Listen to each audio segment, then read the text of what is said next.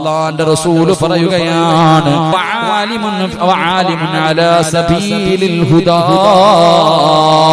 സന്മാർഗത്തിലേക്ക് നയിക്കുന്ന ആലിമീങ്ങൾ ഇല്ലാത്തത് കൊണ്ടാണ് ഈ ലോകത്ത് ദുരന്തമുണ്ടാകാറുള്ള കാരണമെന്ന് പ്രവാചകൻ അവിടെന്ന് പറയുമ്പോ എന്റെ പ്രിയമുള്ളവരെ, ആലിമീങ്ങൾ ആരാണ്?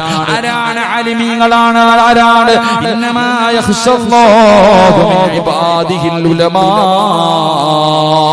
അല്ലാഹുവിനെ ഭയന്ന് ജീവിക്കുന്ന ഒരു വിഭാഗമാണ് ആലിമീങ്ങൾ. അല്ലാഹുവിനെ ഭയന്ന് ജീവിക്കുന്ന ഒരു വിഭാഗമാണ് ആലിമീങ്ങൾ. ആലിമീങ്ങളുടെ മഹത്വം അറിയുന്നത് കൊണ്ടാണ് പണ്ടുള്ളവർ തന്റെ മക്കളിൽ ഒരാളെയെങ്കിലും ആലിമാക്കാൻ അവിടെ നിന്ന് തയ്യാറായത്, തന്റെ മക്കളെ ഉസ്താദന്മാരാക്കാൻ തയ്യാറായത്, തന്റെ കുടുംബത്തിലെങ്കിലും ഒരു ആലിമ വേണമെന്ന് ആഗ്രഹിക്കാറുള്ള കാരണം അതാണ്. എന്തിനാ എന്റെ പ്രിയപ്പെട്ടവരെ, പള്ളിപ്പറമ്പിൽ കിടക്കുന്ന ഖബറാളികൾ പോലും അല്ലാഹുവേ ഒരു ആലിമീ ഖബർസ്ഥാനിലൂടെ ഒന്ന് നടന്നു പോയിരുന്നെങ്കിൽ ആഗ്രഹിക്കുമായിരുന്നു. കാരണം ഒരു ആലിമ് പള്ളിപ്പറമ്പിലൂടെ നടന്നു പോയാ ഖബറാളികളുടെ ശിക്ഷ പോലും നിർത്തിവെക്കുമെന്ന് നബി മുഹമ്മദ് മുസ്തഫ സല്ലല്ലാഹു അലൈഹി വസല്ലമ തങ്ങൾ അവിടെ നിന്ന് പറഞ്ഞു തരുമ്പോ എന്റെ പ്രിയമുള്ളവരെ, ആലിമീങ്ങളുടെ മരണം ലോകത്തിന്റെ അവസാനം അടുത്തതിന്റെ അടയാളമാ. ലോകം അവസാനത്തിന്റെ അടയാളമാണ് ആലിമീങ്ങളുടെ മരണമെന്ന് ചരിത്രം പഠിപ്പിക്കുമ്പോ എന്റെ പ്രിയമുള്ളവരെ, അല്ലാഹുവിന്റെ പ്രവാചകന്റെ സ്വഹാബിയാണ് കാതിബുൽ വഹി സയ്യിദ് റളിയല്ലാഹു തആല അൻഹു. ആ സ്വഹാബിയുടെ ജനാസ കൊണ്ടുപോയി ഖബറടക്കിയിട്ട് എല്ലാവരും മടങ്ങുമ്പോ ഇബ്നു അബ്ബാസ് റളിയല്ലാഹു തആല അൻഹു പറയുകയാണ്, സ്വഹാബിയുടെ ഖബർ കാണിച്ചിട്ട് പറഞ്ഞു, ഒരു ഇൽമിന്റെ ബഹറാണ് കിടക്കുന്നത്, ഇൽമെങ്ങനെയാണ് നഷ്ടപ്പെട്ടു പോകുന്നത്, ഇത് ഖിയാമത്ത് നാളിന്റെ അടയാളമാണെന്ന് മഹാനവറുകൾ അവിടെ നിന്ന് പറയുമ്പോ എന്റെ പ്രിയമുള്ളവരെ, ആലിമീങ്ങളുടെ ദുആയിക്ക് ഇജാബത്തുണ്ട്. ആലിമീങ്ങളുടെ വാക്കുണ്ടല്ലോ, അവരുടെ ഒരു വാക്കിന് പോലും പോലാത്ത മഹത്വമുണ്ട്. എന്റെ പ്രിയമുള്ളവരെ, ഒരു ചരിത്രം കാണോ, മഹാനവിടെ നിന്നൊരു ചരിത്രം പറഞ്ഞു തരികയാണ്. സൈനുൽ സഅലാൻ റളിയല്ലാഹു തആല അൻഹു ഒരു ചരിത്രം പറയുകയാ. ഒരു നാട്ടിൽ മഴയില്ലാതെ ജനങ്ങൾ മുഴുവനും മഴ കിട്ടുന്നതിന് വേണ്ടി എല്ലാവരും ഒരുമിച്ച് കൂടിയിട്ട് മഴ കിട്ടാൻ വേണ്ടി ദുആ ചെയ്യുകയാണ്. എല്ലാ നാട്ടുകാരും മുഴുവനും ഒരുമിച്ച് കൂടിയിട്ട് അവിടെ നിന്ന് മഴ കിട്ടുന്നതിന് വേണ്ടി ദുആ ചെയ്യുന്നു. പക്ഷേ മഴ പെയ്യുന്നില്ല. ജനങ്ങളെല്ലാവരും വല്ലാത്ത വിഷമത്തിൽ ഇങ്ങനെ നിൽക്കുമ്പോ ഒരു പാവപ്പെട്ട മനുഷ്യൻ ഇങ്ങനെ നടന്നു വരികയാണ്. ഒരു പാവപ്പെട്ട മനുഷ്യൻ ഇങ്ങനെ നടന്നു വരികയാണ്. ജനങ്ങളൊക്കെ വല്ലാത്ത പ്രയാസത്തിൽ നിൽക്കുന്നത് കണ്ടപ്പോ ഈ മനുഷ്യൻ ചോദിച്ചു, എന്തേ നിങ്ങളൊക്കെ വല്ലാത്ത പ്രയാസത്തിൽ നിൽക്കുന്നത്? അവിടെ നിന്ന് ജനങ്ങൾ പറഞ്ഞു, നിങ്ങൾക്ക് മഴയില്ല, ഞങ്ങളെല്ലാവരും അല്ലാഹുവിനോട് ദുആ ചെയ്തു, എന്നിട്ടും മഴ പെയ്യാത്തതിന്റെ പ്രയാസത്തിലാണെന്ന് പറയുമ്പോ ഈ മനുഷ്യൻ തന്റെ ഇരു കരങ്ങൾ ഉയർത്തിയിട്ടു അവിടെ നിന്ന് ദുആ ചെയ്യുന്നു, അല്ലാഹുമ്മ ബിഹഖി മാ ഫീ റഅസി. രണ്ട് കൈയും ഉയർത്തിയിട്ട് ഈ സാധുവായ മനുഷ്യൻ ദുആ ചെയ്യുന്നു, അല്ലാഹ് എന്റെ കണ്ണുകളുടെ ബർക്കത്ത് കൊണ്ട് ഇവർക്ക് മഴ കൊടുക്കണേ അല്ലാഹ്, എന്റെ കണ്ണിന്റെ ബർക്കത്ത് കൊണ്ട് നീ മഴ കൊടുക്കണേ തമ്പുരാന്. ഈ പാവപ്പെട്ട മനുഷ്യൻ അവിടെ നിന്ന് ദുആ ചെയ്ത് കഴിയുമ്പോ ആകാശത്തിന്റെ വിരിമാറിൽ നിന്ന് ഭൂമിയുടെ മടിത്തട്ടിലേക്ക് മഴത്തുള്ളികൾ ഇങ്ങനെ പെയ്തിറങ്ങുകയാണ്. എന്റെ പ്രിയമുള്ളവരെ, ജനങ്ങൾ ആ മനുഷ്യനോട് അത്ഭുതത്തോടെ ചോദിക്കുകയാണ്, നിങ്ങളുടെ കണ്ണിന്റെ ബർക്കത്തെന്താ? നിങ്ങളുടെ കണ്ണിന്റെ ബർക്കത്തെന്താ? ആ സാധുവായ മനുഷ്യൻ പറയുകയാണ്, അദാനി ഐനാനി റഅയ്തു യസീദൽ ബിസ്താമി. എന്റെ കണ്ണിന്റെ ബർക്കത്ത് എന്തെന്നറിയുമോ? യസീദുൽ ബിസ്താമി എന്ന് പറയുന്ന താബഈങ്ങളിൽപ്പെട്ട അല്ലാഹുവേ, ഒരു മഹാനിനെ കണ്ട കണ്ണാട്, ഒരു പണ്ഡിതനെ കണ്ട കണ്ണാട്, ഒരു ആലിമിനെ കണ്ട കണ്ണാട്. ആ മനുഷ്യൻ ഇൽമു പറയുന്ന സദസ്സിലിരുന്ന മനുഷ്യനാട്. എനിക്ക് എന്തെങ്കിലും ഒരു ആവശ്യം വരുമ്പോ എന്റെ ഈ ആ മഹാനെ കണ്ട, ആ പണ്ഡിതനെ കണ്ട കണ്ണ് വെച്ചിട്ട് ഞാൻ അല്ലാഹുവോട് ചോദിക്കുമ്പോ, ഞാൻ ചോദിക്കുന്നതിനേക്ക് അല്ലാഹു തരുമെന്ന് തരുമെന്ന് ആ മനുഷ്യൻ പറഞ്ഞതായി മഹാന്മാര് പറയുമ്പോ അതാണ് പണ്ഡിതന്മാര്, അതാണ് മഹാന്മാര്. എന്റെ പ്രിയമുള്ളവരെ, അവരുടെ വാക്കിന് വല്ലാത്ത അസറുണ്ടായിരുന്നു, അവരുടെ ദുആയിക്ക് വല്ലാത്ത ഇജാബത്തുണ്ടായിരുന്നു. അങ്ങനെ ഒരുപാട് മഹാന്മാരെ നമ്മൾ കണ്ടവരാണ്. എന്തിന് നിങ്ങളോട് പറയണം, നിങ്ങൾ ഒരുപാട് പണ്ഡിതന്മാരെ കണ്ടവരാണല്ലോ. എന്റെ പ്രിയപ്പെട്ടവരെ, നിങ്ങൾക്ക് ഓർമ്മ വരുന്ന ഇവിടുത്തെ മുതഅല്ലിമീങ്ങൾ ഒരു അല്ലാഹുവേ അവരിറക്കിയ ഒരു സ്മരണിക കൊണ്ടുവന്നു. മുതഅല്ലിമീങ്ങൾ ഞാൻ വരുമ്പോ അവരിറക്കിയ ഒരു പുസ്തകം, ഒരു ചെറിയ ഒരു നല്ല ഉപകാരപ്രദമായ ഒരു പുസ്തകം കൊണ്ടുവന്നു. ഞാനത് ഇങ്ങനെ എടുത്തു നോക്കുമ്പോ അതിനകത്തൊരു ഗുരുനാഥനെ കണ്ടു. അല്ലാഹുവേ, എന്റെ പ്രിയ സുഹൃത്ത് സാലിഹ് ഉദവിയുടെ പിതാവ്. എന്റെ പ്രിയപ്പെട്ടവരെ, നിങ്ങൾക്ക് ആ ഗുരുനാഥനെ മറക്കാൻ കഴിയുമോ? അല്ലാഹു അവിടുത്തെ ഖബറിടം വിശാലമാക്കി കൊടുക്കുമാറാകട്ടെ. അവിടെ ഉസ്താദിനോട് സംസാരിക്കുമ്പോ പറഞ്ഞു, ഉസ്താദ് ഒരു ദിവസം ലീബില്ലാത്ത ദിവസം, വീട്ടിൽ പോകുന്ന ദിവസമാണ്, സാധാരണ ഇവിടെ ഉണ്ടാകാറില്ല. ഒരു ദിവസം ഉസ്താദ് ഇവിടെ കിടന്നു വന്നു. നല്ലതുപോലെ ഒരുങ്ങി ജുബ്ബയും ധരിച്ചാണ് കിടന്നു വന്നത്. ഒരുപാട് ഖബറുകൾ സിയാറത്ത് ചെയ്തിട്ടാണ് കിടന്നു വന്നത്. ഉസ്താദ് നല്ലതുപോലെ ജുബ്ബയും ധരിച്ചിരിക്കുന്നത് കണ്ടപ്പോ ആരോ ചോദിച്ചു, എന്തേ ഇങ്ങനെ ഒരുങ്ങിയിരിക്കുന്നത്? ഞാൻ പുതിയ പളയാട്, പുതിയ പളയാട്. എന്റെ പ്രിയമുള്ളവരെ, അവസാനം എന്റെ പ്രിയപ്പെട്ടവരെ, നിങ്ങൾക്ക് മറക്കാൻ കഴിയുമോ? ഇവിടുത്തെ പള്ളിയിൽ തഹജ്ജുദ് നിസ്കാരം കഴിഞ്ഞിട്ട് ഖിബ്ലയുടെ ഭാഗത്തേക്ക് സുബഹി നമസ്കരിക്കാൻ പോയ ഏതോ ഒരു മനുഷ്യൻ കാണുന്ന രീതിയിൽ, നിങ്ങളെയൊക്കെ കൊതിപ്പിക്കുന്ന ഈ രീതിയിൽ, നിങ്ങളെ കൊതിപ്പിക്കുന്ന രീതിയിൽ യാത്ര പറഞ്ഞു പോയ ഗുരുനാഥനെ നിങ്ങൾക്ക് മറക്കാൻ കഴിയുമോ? ആലിമീങ്ങളെന്ന് പറഞ്ഞാൽ അവരാണ്, ആലിമീങ്ങളെന്ന് പറഞ്ഞാൽ അവരാണ്. അവരുടെയൊക്കെ മരണം ഈ ദുനിയാവിന്റെ അവസാനത്തിന്റെ അടയാളമാ. എന്റെ പ്രിയമുള്ളവരെ, ഇന്ന് അങ്ങനെയുള്ള ആലിമീങ്ങളെ എണ്ണിയെടുക്കാൻ വളരെ കുറവാണ് സഹോദരാ.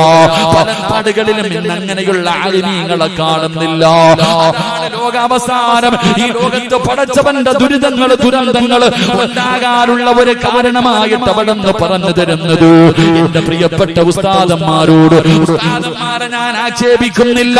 ഞാൻ ഉൾപ്പെടെയുള്ള ഇന്നത്തെ ചില ഉസ്താദന്മാരുടെ സ്വഭാവം കണ്ടാൽ, അവരുടെ പ്രവർത്തനങ്ങൾ കണ്ടാൽ അവർക്ക് ഹക്ക് പറയുന്നത് പേടിയാണ്.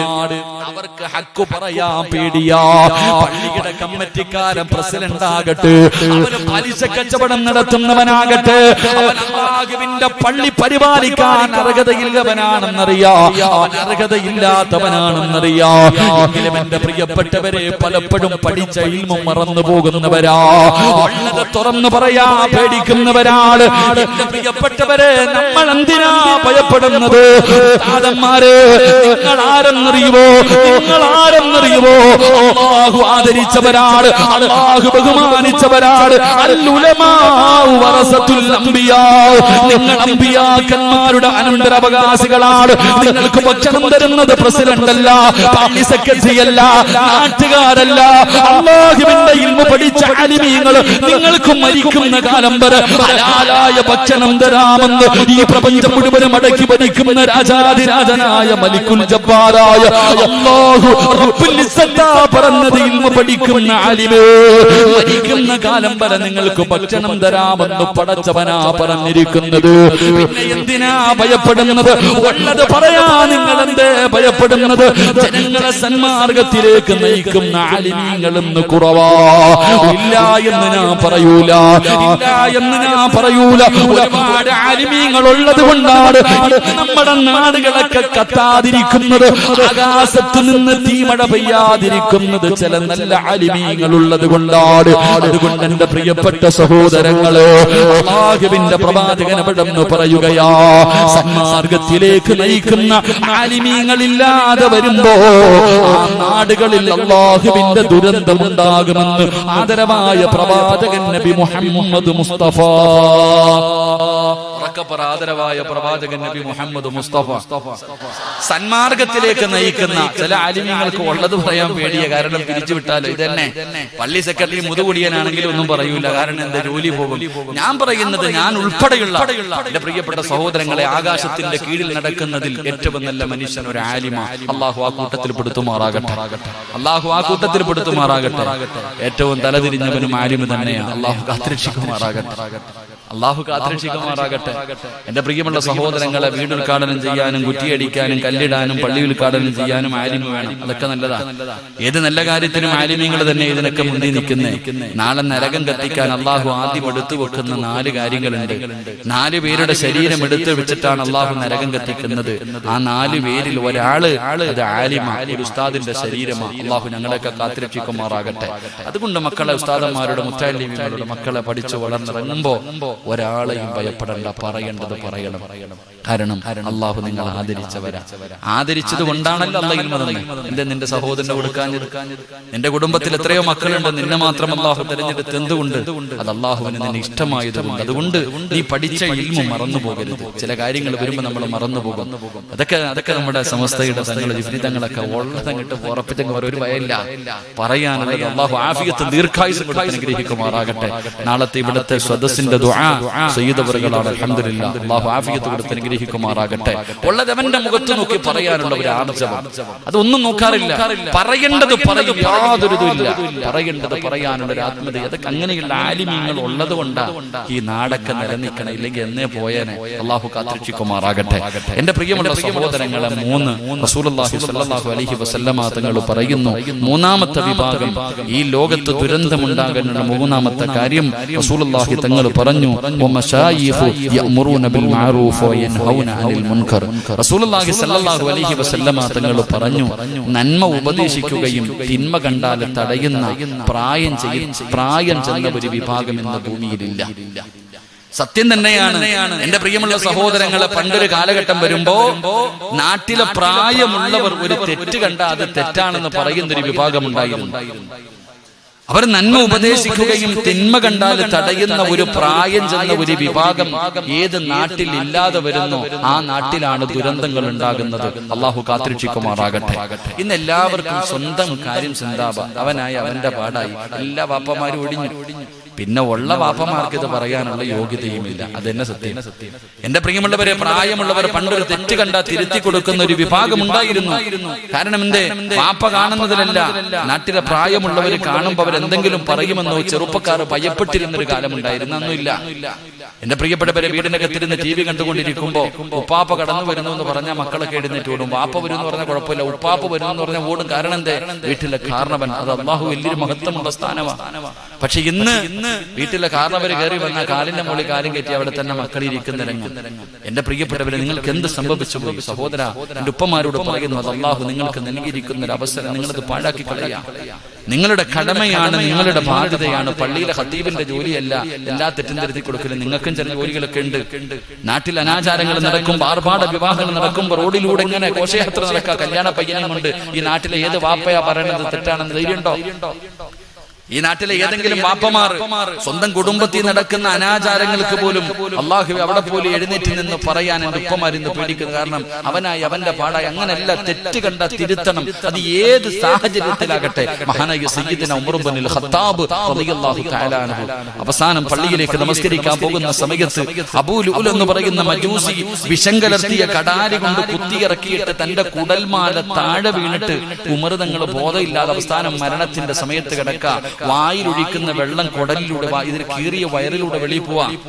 ഇങ്ങനെ മരിക്കാൻ കിടക്കുന്ന സമയത്ത് ഇങ്ങനെ കിടക്കുമ്പോ ഒരു ചെറുപ്പക്കാരൻ മഹാനായ ഉമർ ഇബ്നുൽ ഖത്താബ് റളിയല്ലാഹു തആല അൻഹുവിന്റെ മുന്നിൽ വന്നിട്ട് ചോദിക്ക, ഉമറേ, എന്തിനാ നീ കരയണേ?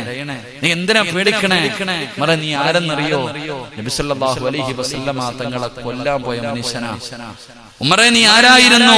അല്ലാഹുവിന്റെ പ്രവാചകൻ സല്ലല്ലാഹു അലൈഹി വസല്ലമ തങ്ങളെ കൊല്ലാൻ പോയ മനുഷ്യനാ. ആ ഉമറേ, അല്ലാഹു നിന്നെ മുസ്ലിമാക്കി, മുത്തുനബിയുടെ കൂട്ടുകാരനാക്കി, നിന്നെ സഹാബിയാക്കി, നിനക്ക് ഷഹീദാകാനുള്ള ഭാഗ്യം അല്ലാഹു നൽകി. മദീനത്ത് കിടന്ന് മരിക്കാനുള്ള ഭാഗ്യം അല്ലാഹു നൽകി. നിസ്കരിക്കാൻ പോകുന്ന വഴിയിൽ മരിക്കാൻ അല്ലാഹു ഭാഗ്യം നൽകി. ഉമറേ, ഇനി ഇതിനെക്കാളും നിനക്ക് എന്താ വേണ്ട? അല്ലാഹുവേ, ഉമർ ഇബ്നുൽ ഖത്താബ് റളിയല്ലാഹു തആല അൻഹുവിന്റെ മനസ്സിന് കുളിർമയുള്ള ഇതിനേക്കാൾ ഒരു വാക്കുണ്ടോ? ഒരാൾ വന്നിട്ട് ചോദിക്കുക, ഒരു ചെറുപ്പക്കാരൻ വന്നിട്ട് ചോദിക്കുന്നു, അല്ല ഖലീഫ, എന്തിനാ നിങ്ങൾ പേടിക്കണേ? നിങ്ങൾ ആരായിരുന്നു? നിങ്ങൾ ഇന്ന് ആരായി? അല്ലാഹു നിങ്ങൾക്ക് ഇത്രയും വലിയ ഭാഗ്യം നൽകിയില്ലേ? എന്തിനാ പ്രയാസപ്പെടുന്നേ? ഉമർ തങ്ങളുടെ മനസ്സിൽ കുളിർമര പോലെ നല്ല നല്ല വാക്കുകൾ പറഞ്ഞ് സന്തോഷിപ്പിച്ചിട്ട് ഈ ചെറുപ്പക്കാരൻ അങ്ങോട്ട് തിരിഞ്ഞു പോകുമ്പോ മഹാനായ സയ്യിദുനാ ഉമർ ഇബ്നുൽ ഖത്താബ് റളിയല്ലാഹു തആല അൻഹു മരണത്തോട് മല്ലടിക്കുന്ന ഉമർ ഇബ്നുൽ ഖത്താബ് റളിയല്ലാഹു തആല അൻഹു അല്ലാഹുവേ പടച്ചവരെ തന്റെ ഇടത് കൈകൊണ്ട് വയറിൽ ഇങ്ങനെ ചേർത്തു പിടിച്ചു, കുടൽമാലയിലേക്ക് ഇങ്ങനെ കൈകൊണ്ട് ചേർത്തു പിടിച്ചു. എന്നിട്ട് തന്റെ കൈകൊണ്ട് ഇങ്ങനെ ചെറുതായിട്ട് താഴെ കുത്തിയിട്ട് ഉമർ ഇബ്നുൽ ഖത്താബ് റളിയല്ലാഹു തആല അൻഹു ചെറുതായിട്ട് ഇങ്ങനെ എഴുന്നേറ്റിരുന്നിട്ട് വിളിക്കുന്നു പൊന്നുമോനെ. ഉമർ ഇബ്നുൽ ഖത്താബ് റളിയല്ലാഹു തആല അൻഹുവിന്റെ മനസ്സിലേക്ക് അതാ കുളിർമഴ പോലെ ഒരുപാട് സന്തോഷമുള്ള വാർത്തകൾ പറഞ്ഞ് സന്തോഷിപ്പിച്ചിട്ട് തിരിച്ചു നടന്നു പോകുന്ന ചെറുപ്പക്കാരനോട് സക്കറാത്തിന്റെ അവസ്ഥയിൽ കിടക്കുന്ന രംഗത്ത് ഉമർ ഇബ്നുൽ ഖത്താബ് തങ്ങളെ വിളിക്കുന്ന മോനെ, നിന്റെ വസ്ത്രം നെരിയാണിക്ക് താഴെ കിടക്കുകയാ മോനെ, നിന്റെ വസ്ത്രം നെരിയാണിക്ക് താഴെ കിടക്കുന്നു മോനെ. അത് അല്ലാഹുവിന് ഇഷ്ടപ്പെട്ട കാര്യമല്ല, അത് അഹങ്കാരത്തിന്റെ അടയാളമാണെന്ന് മുത്തുനബി പറയുന്നത് ഞാൻ കേട്ടിട്ടുണ്ട്. അതുകൊണ്ട് പൊന്നുമോനെ, നിന്റെ വസ്ത്രം നെരിയാണിക്ക് മുകളിലേക്ക് എടുത്തു വന്ന് നീ ഉടുത്തു മോനെ. മഹാനായ സയ്യിദുനാ ഉമർ ഇബ്നുൽ ഖത്താബ് റളിയല്ലാഹു തആല അൻഹു തന്റെ മരണത്തിന്റെ സമയത്ത് പോലെ ഒരു തെറ്റ് കണ്ടപ്പോൾ തിരുത്തി കൊടുക്കാനുള്ള മനസ്സ് കാണിച്ചെന്ന് ചരിത്രം പറയുമ്പോ ഈ നാട്ടിലെ പ്രായമുള്ള വാപ്പമാരോട് പറയുകയാ, അത് അല്ലാഹു നിങ്ങൾക്ക് നൽകിയിരിക്കുന്ന ഒരു അംഗീകാരമാണ്, അത് അല്ലാഹു നിങ്ങൾക്ക് നൽകിയിരിക്കുന്ന ഒരു അംഗീകാരമാണ്. തെറ്റ് കണ്ടാ തിരുത്തണം, അത് തെറ്റാണെന്ന് പറഞ്ഞു കൊടുക്കണം.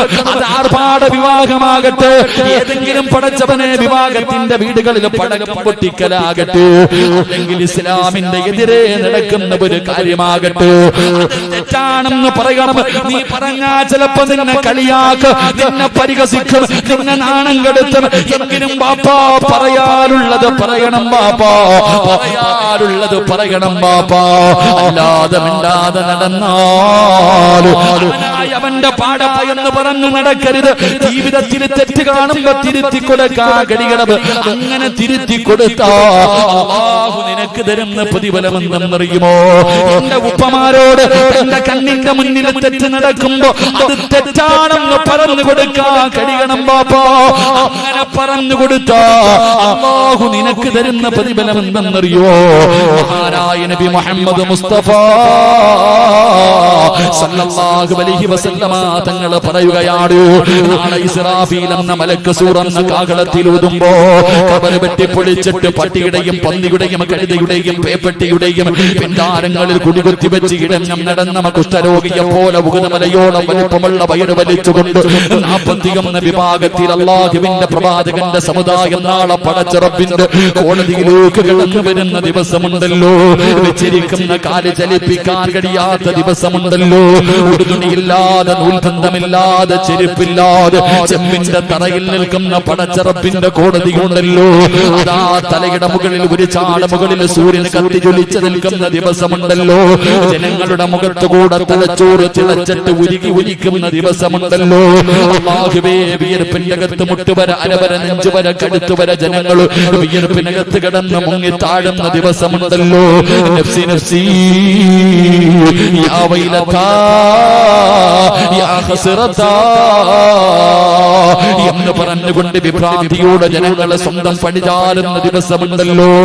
ആ ദിവസം തന്റെ നാട്ടിലൊരു തെറ്റ് നടക്കുമ്പോ മോനെ, അത് അല്ലാഹുവിന് ഇഷ്ടമില്ലാത്തതാണോ? ഇത് മുത്തുനബിക്ക് ഇഷ്ടമില്ലാത്തതാണ്. ഇത് ഇസ്ലാമിനെതിരാണ്. പടച്ചവനെ തന്റെ കണ്ണിന്റെ മുന്നിൽ കാണുന്ന ഒരു തെറ്റ് തിരുത്തി കൊടുക്കുന്ന വാപ്പാ, ഇന്ന് നിന്നെ കളിയാക്കാ, നിന്നെ പഴഞ്ചനെന്ന് വിളിക്കാ, നിന്നെ കിളവായെന്ന് വിളിച്ച നാണം കെടുത്താ. പക്ഷേ നീ ഭയപ്പെടണ്ട, നീ ഒരിക്കലും വിഷമിക്കണ്ട. അല്ലാഹു നിനക്ക് തരുന്ന പ്രതിഫലം എന്തെന്നറിയോ?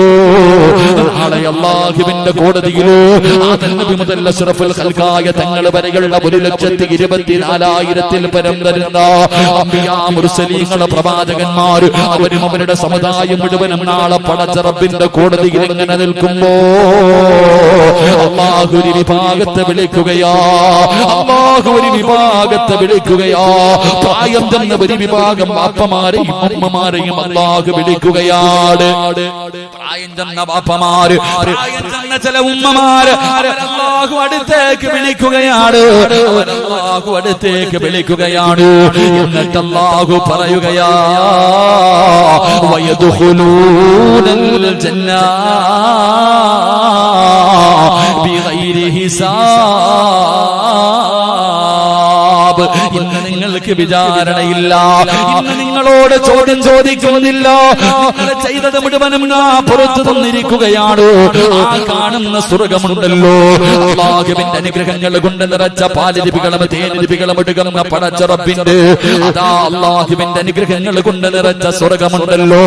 എന്റെ പ്രിയപ്പെട്ട ഉപ്പമാരെ, അതിലുണ്ട് മുന്തിരി തോട്ടവും റുമ്മാനും, രസമുള്ളതാ കദളിപ്പഴം തിന്നാനും, താരാട്ട് പാടാൻ തോഴിമാർ പലരുണ്ട്,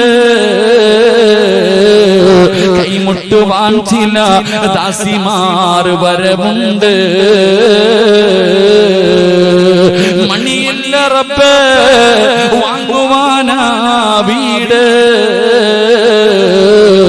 കൊതിയുണ്ട് വല്ലാതപ്പഴും അതിനോട്. അതിലേക്കു നീ ഒരു പാസുതാമന്നാനേ, അത് നിന്റെ പക്കൽ മാത്രമാഹന്നാനേ. കോടാനി കോടി രൂപ കൊടുത്താ കിട്ടാത്ത പടച്ചുറപ്പിന്റെ സ്വർഗമുണ്ടല്ലോ. ആ സ്വർഗം ഇങ്ങനെ കാണിച്ചു തന്നിട്ട് ഈ പരിസരത്തുള്ള ചില വാപ്പമാരോട് ഉമ്മമാരോട് പറയുകയാണ്, എന്റെ പ്രിയപ്പെട്ടവർ, അല്ലാഹു സുബ്ഹാനഹു വ തആല നാളെ പടച്ച റബ്ബിന്റെ പരലോകത്ത് നിങ്ങൾ അല്ലാഹു അടുത്തേക്ക് വിളിച്ചിട്ട് പറയുകയാണ്, ഇന്ന് നിങ്ങൾക്ക് വിചാരണയില്ല, ഇന്ന് നിങ്ങൾക്ക് വിചാരണയില്ല. കാണുന്ന സ്വർഗത്തിലേക്ക് നിങ്ങൾ കടന്നു പൊക്കോ, കാണുന്ന സ്വർഗത്തിലേക്ക് നിങ്ങൾ കടന്നു പൊക്കോ. അവരാരെന്നറിയുമോ, അവരാരെന്നറിയുമോ? യഅ്മുറൂന ബിൽ മഅറൂഫ് വയൻഹൗന അനിൽ മുൻകർ.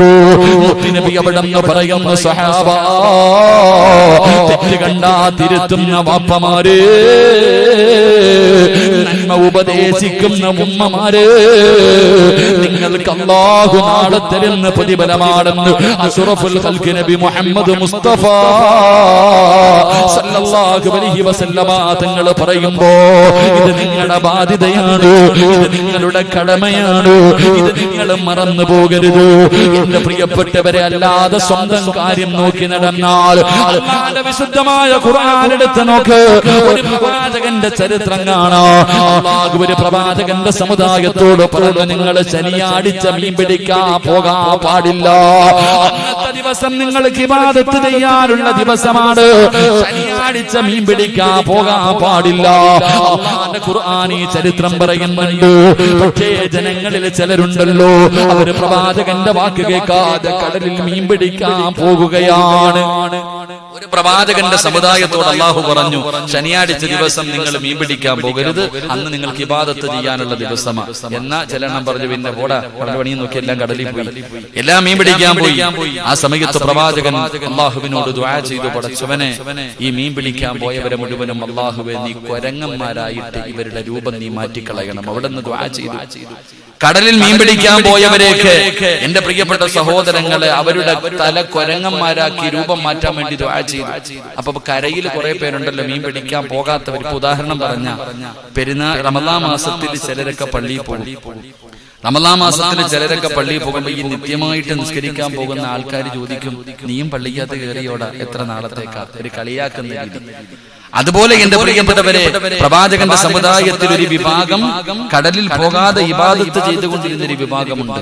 അവരിങ്ങനെ കരയിൽ നോക്കി നിൽക്കുക. കടലിൽ പോയവരൊക്കെ തിരിച്ചു വരുമ്പോ കൊരങ്ങന്റെ തലയുമായിട്ട് വരുന്നത് കാണാൻ ഇവരൊക്കെ ഇങ്ങനെ നോക്കി നിൽക്കുക. ആ സമയത്ത് ആ പ്രവാചകൻ ദുആ ചെയ്തു, അല്ലാഹുവേ, ഈ കരയിൽ നിൽക്കുന്നവരെ നീ ആദ്യം കോലം മറിക്കണേ തമ്പുരാനെ. കാരണം എന്തേ? ഇവര് കടലിലേക്ക് പോയവരുടെ കയ്യിൽ പിടിച്ചിട്ട് അവരെ ഉപദേശിക്കാൻ ഇവര് തയ്യാറായില്ല, തെറ്റ് തിരുത്തി കൊടുക്കാൻ അവർ തയ്യാറായില്ല. എന്റെ പ്രിയ പ്രിയമുള്ള സഹോദരങ്ങൾ, അപ്പൊ ആദ്യം കിട്ടുന്നത് നിങ്ങൾക്കാ. ഈ നാട്ടിലെ ചെറുപ്പക്കാർ അനാചാരങ്ങളും മറ്റുള്ള പ്രവർത്തനങ്ങളും നടത്തുമ്പോ, നിന്റെ കുടുംബത്തിൽ അള്ളാഹുവിന് ഇഷ്ടപ്പെടാത്ത കാര്യങ്ങൾ പലതും നടക്കുമ്പോ തിരുത്തി കൊടുത്തില്ലെങ്കിൽ ആദ്യം പണി കിട്ടുന്നത് പ്രായമുള്ള ഉപ്പമാർക്കാണ്. അള്ളാഹു നമുക്ക് ഈമാൻ നൽകി അനുഗ്രഹിക്കുമാറാകട്ടെ. റസൂലുള്ളാഹി സ്വല്ലല്ലാഹു അലൈഹി വസല്ലമ തങ്ങൾ പറഞ്ഞു, ദുരന്തങ്ങൾ ഉണ്ടാകാനുള്ള മൂന്നാമത്തെ കാരണം തെറ്റ് കണ്ടാൽ തിരുത്തി കൊടുക്കുന്ന, നന്മ ഉപദേശിച്ചു കൊടുക്കുന്ന പ്രായം ചെന്നവർ ഇന്ന് നാടുകളിൽ ഇല്ലാത്തത് കൊണ്ടാണെന്ന് നബിയുനാ റസൂലുള്ളാഹി സ്വല്ലല്ലാഹു അലൈഹി വസല്ലം